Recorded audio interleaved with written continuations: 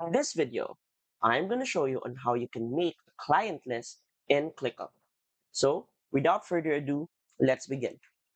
First, open your web browser and go to app.clickup.com and log in to your ClickUp account. Once you're inside the main dashboard, go to Create and then go to Templates.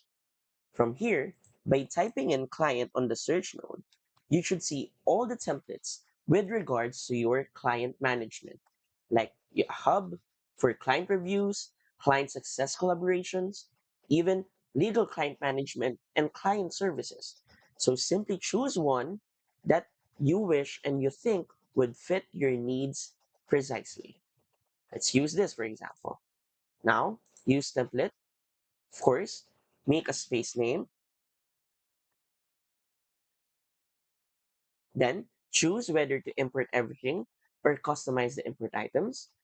Choose whether to import the dates as is or remap the dates. And lastly, we also have the option to include or not the archive task.